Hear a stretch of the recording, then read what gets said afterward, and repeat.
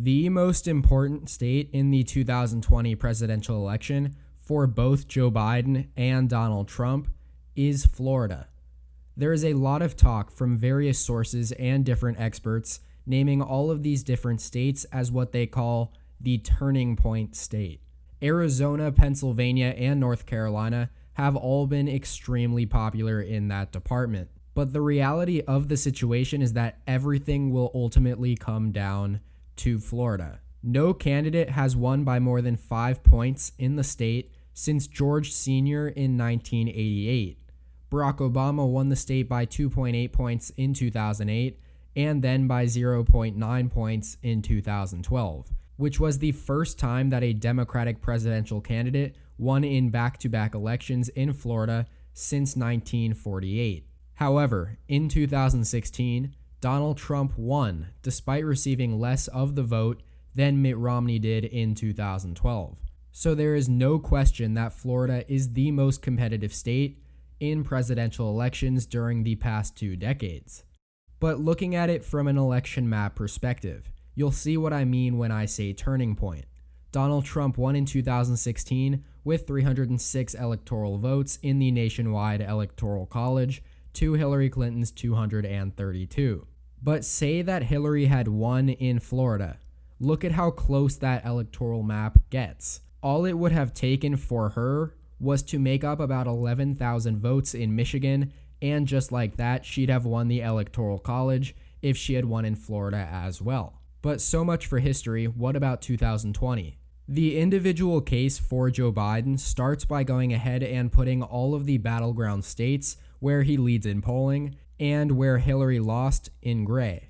That includes Arizona, Wisconsin, Michigan, Pennsylvania, North Carolina, and of course Florida.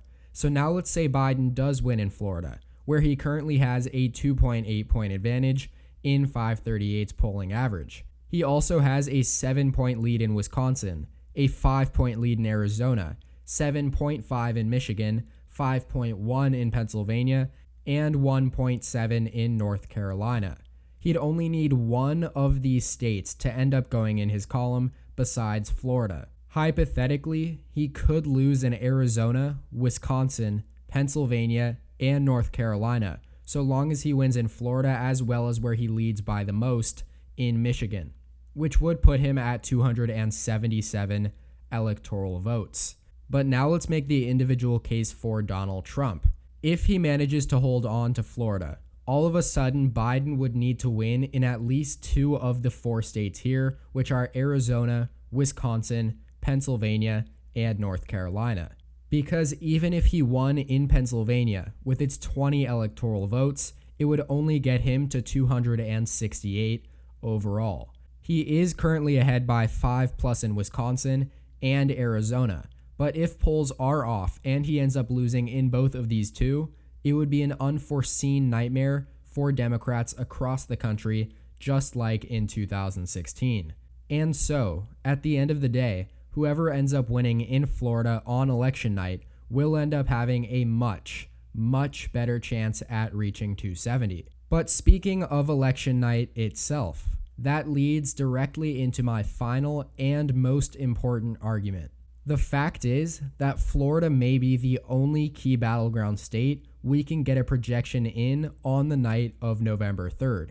It's a well-known fact that Florida has a history of voting in large part by mail, even in more normal circumstances. So with the pandemic hitting the state as hard as it has, and especially with their much older population, there is certain to be an unprecedented number of mail-in ballots cast in Florida. But that being said, Florida may be the only state in the country that is best prepared to handle that situation. They will begin counting mail votes 22 days before Election Day, which is more than enough time to get it all done and counted before the polls close. Granted, it still may take longer than usual to make a call, but if I had to put my money on any of these competitive states being called first, it will definitely be in Florida. And because of this, Florida gives us our earliest indication of the accuracy of polling data and of forecasts. If Joe Biden does win in Florida, and by a considerable margin at that, it'll be a lot harder for President Trump to make any calls for election fraud or delegitimize the results. But if Trump wins, it could be a sign that polls were favoring Biden wrongfully all along. Or on the other hand, in the following days after election night and other competitive states, especially up here in the Rust Belt, where Biden has held solid leads, if they start getting called for Biden, you can make a very safe bet that everything will somehow be even more chaotic than you could ever imagine. But long story short, the key to normalcy is Florida, and that goes for both candidates. But that does it for today's video. I hope you all enjoyed. Please make sure to leave a like down below, as well as subscribe if you haven't already. Also, check out more content on my channel here. Thanks so much for watching, and tune in next time. EP out.